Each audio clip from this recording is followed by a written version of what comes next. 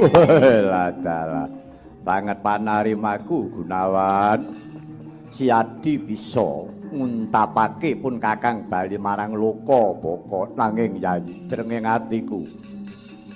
Urung lega rasane atiku yen to aku iki ora bebarengan karo kowe Gunawan. Nadyan to aku iki wis ana ing alam mantara. Aku isih ngenteni karo kowe Gunawan. Kapan bisa ketemu meneh ya, Di?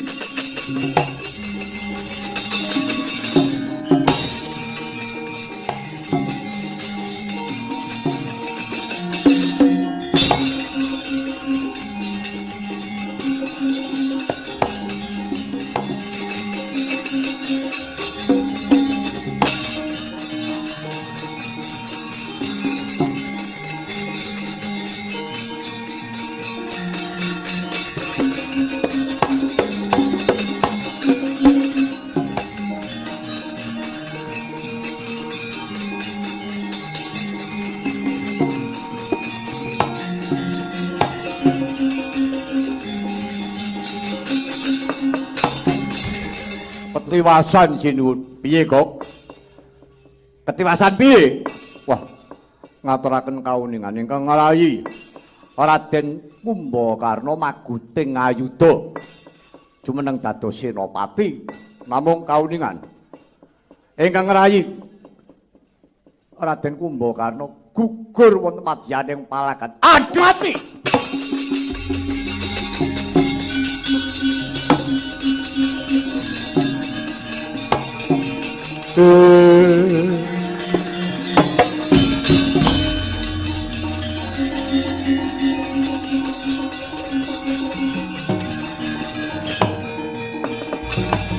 Kok wonten dawuh punjering lelakon iki mung mapan eneng Sinta. Nggih, lajeng kula dina iki kok enten ana sira. Aku bakal kepengin ketemu karo Sinta. Sinta karep ben ngerti sejatine Dasamuka ki piye.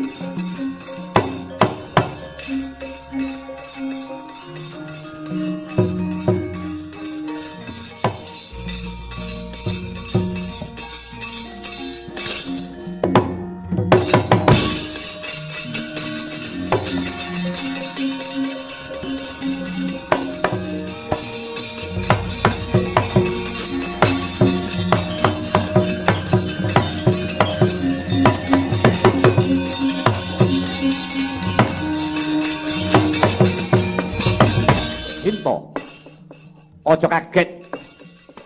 Aku sing teka Sinta. Ngono. Ora murunga kowe tekana jroning taman Soko iki mengarep perwasa karo aku kaya padatan. Tinimbang kaya mengkene lelakonku becik aku paten ana wae Dasamuka. Sinta. Ngene wong ayu. Tekaku ana jroning taman Soko iki beda karo padatan. Aja mbok anggap yen to aku bakal ngemis-ngemis katresnan karo kowe Sinta. Dina iki aku bakal bloko aku. Bakal persaja karo kowe Sinta. Yen to pancen aku iki wong angkara murka. Yen to pancen Dasamuka iki dianggep aku iki wong clundangan, aku wong angkara murka. Kowe mesti wis kelakon, kowe tak jamah. Sepiro banggamu kowe kuwi wong wadon. Yen aku nekat mesti kelakon. Ning dudu kuwi sing tak karepake Sinta. Dasamuka ki menungsa waras. Isih genep pancandriyaku. Aku ora bakal colo mentah karo kowe. Kowe tak blakani Sinta. Kowe tak blakani apa sebabe kowe ning kene kowe suci. Ora tak kepok, ora tak senggol. Ora tak rudo peksa. Rungokno. Sabab Sinta kowe kuwi anakku. Sinta kuwi anak Dasamuka, rungokno kowe.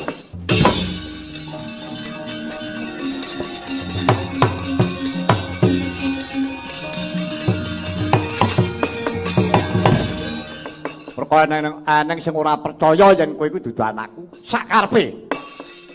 Nanging tumrape Dasamuka Sinta kuwi anakku. Sinta. Apa sebabe kowe manten anyar karo Rama Wijaya kowe kok tak colong? Kowe tak singitake. Jalaran aku duweni paugeran. Aku ora trima, aku ora lila yen kowe iki dadi bojone Rama Wijaya. Kedarang-darang uripmu, kowe jak blusukan turut ngalas. Rama ki ratu pinter. Ning ketok gobloke Rama Wijaya. Rama ki jare titising Wisnu. Endi Wisnune? Nggawa anake wong. Ora bisa muktekke digo glayaran mrono-mrono. Iki sing tak karepake. Karepku ngono kowe kuwi neng kuwi kelawan wong kang hambek suci. Wong kang hambek dharma. Bener-bener bisa ngayomi marang putri, bisa ngregani karo wong wadon. Nanging piye dadine? Kedarang-darang uripmu. Kok ayaban mrono-mrono. Sabane turut ngalas. Kaya ngono kok ngaku ratu titising Wisnu. Wisnu kok ngendi? Ora ratu goblok, ratu pekok. Mulane tak colong, tak singitake ning kene. Aku duweni pawatan karo tak mengku dhewe. Kuwi mung pawatane Dasamuka. Ning jero ning atiku resik. Aku ora bakal tumindak apa-apa. Mula dina iki Sinta, aku ngakoni aku dosa. Sebab apa sebabnya aku ngaku dosa? Aku medhot katresnanmu karo bojomu Rama Wijaya. Kuwi sing tak anggap aku dosa. Ning dosaku mung karo Rama Wijaya. Aku ora dosa karo sapa-sapa. Mula dina iki Sinta, iki pungkasane ketemu aku karo kowe Sabejagong. Dina iki dosaku tak tebus jiwa kasatriyan. Dasamuka gelem mati yen to matiku ya karo bojomu Rama Wijaya.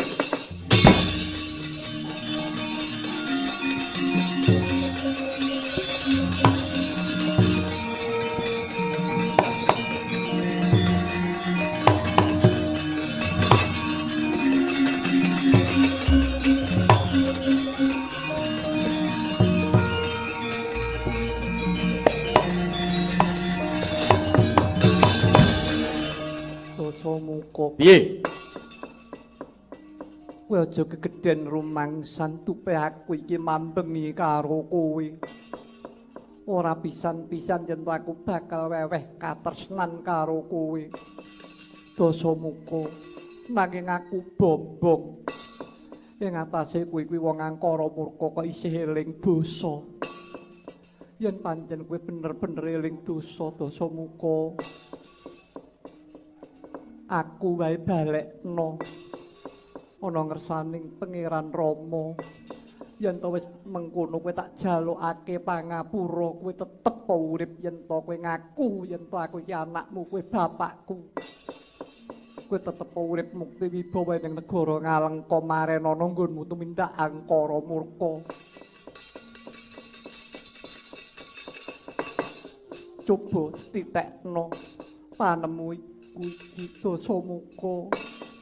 Sinta, nek tak rungok-rungokke tembungmu kuwi becik, wipimu mulang apik. Ning yen tak pikir kanthi wening, ucapmu becik iki mung arep ngraupi blethok raiku. Ing atas aku cuma medhot katresnan. Nyingitake bojone kliyan. Aku pokon munduk-munduk njaluk pangapura. Karo Rama Wijaya, aku ratu apa? Kaprawiran kono ngendi? Aja ngondeni karo Migato. Hah?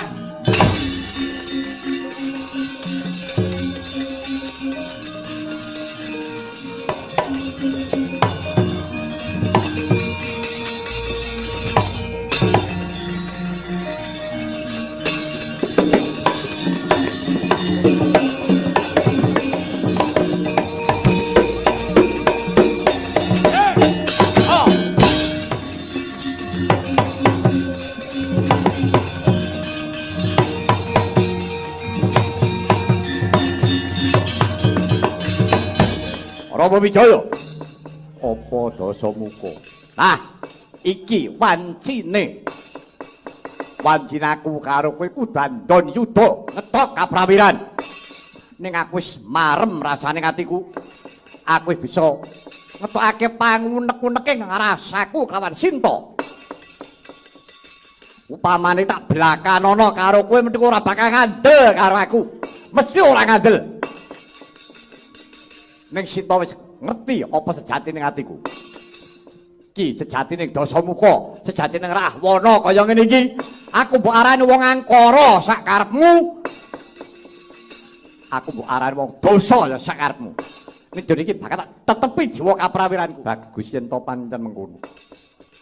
Ora ana paukuman sing trep kanggo menungsa kaya kowe kejaba. Wong kowe kudu bali marang Lokabaka. Papanmu. Duduk mapan ning swarga, papanmu ning neraka jahanam. Maju paksa kowe.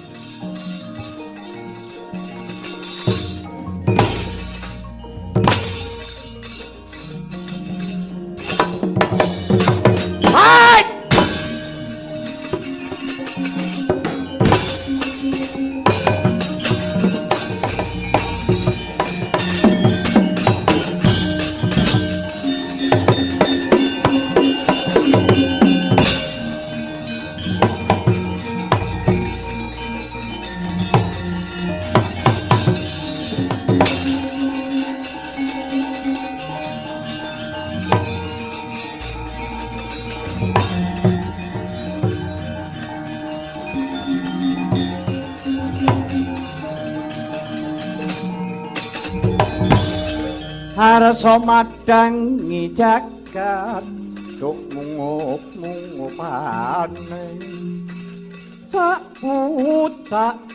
mukir tatang sumirat keneng soroting surya mega lan gunung-gunung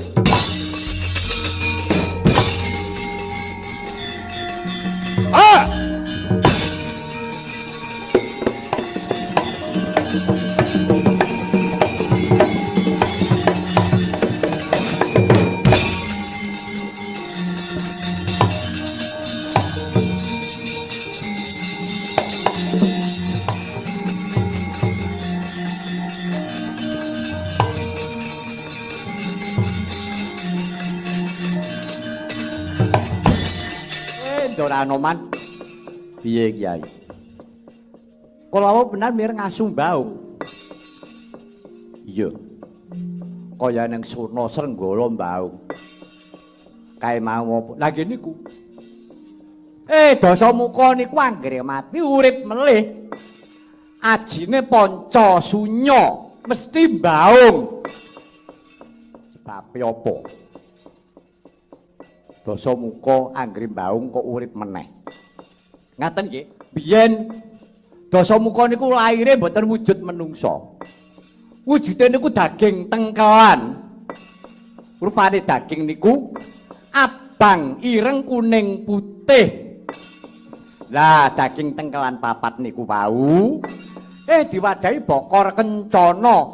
Sing madhahi sinten? Ratu Ngalengka Prabu Sumaliraja. Niku mbae Dasamuka niku. Lah sukake enten sukuning Gunung Gohkarna ditapakke enten mriku. Kocape nganti pinten-pinten taun. Lah, bareng wancine bangun esuk. Enten asu mbaung. Suarane nggih kaya ngoten niku. Bareng ilange asu mbaung cenger tangise jabang bayi. Dadine salah sewijine nggih Dasamuka niku Kumbakarna Sarpakena lan Gunawan Wibisana. Ngaten Kyai. Nggih. Mula Dasamuka niku anggere mati aji Pancasunya metu mesti mbaung. Jalaran biyen uripe ya karo asu mbaung, mati nggih asu mbaung. Niku Rahwana. Ngoten niku bukune nggih enten. Ya aku ya ora maidole lah nggih mbok menawa Semar ki ngayawara. Saniki ngaten. Mengke yen pun ketiban pusakane Sri Rama Guwawijaya mang bedolke gunung ngurungan, mang entepke kalih Rahwana. Mesti ora bakal baung melih.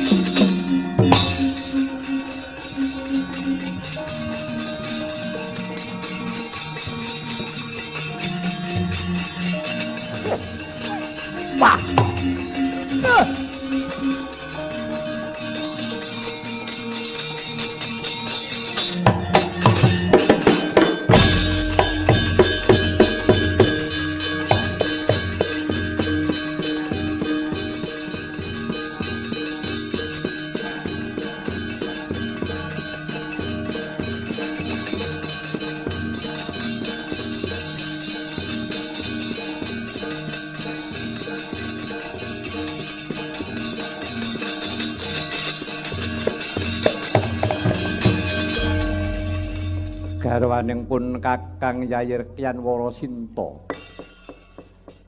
Apa sababe? Siadi kok banjur tawang-tawang tangis. Apa jeneng sira getuni kelawan patine si Dasamuka peda apa mbok getuni? Yayi Sinta. Duh Pangeran Rama sesembahan kula Pangeran. Ngaturaken kauningan.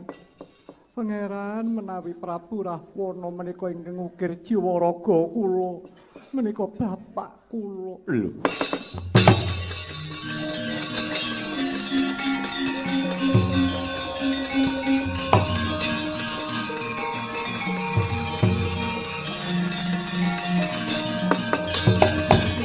Yayi Sinta, wonten dawuh Pangeran.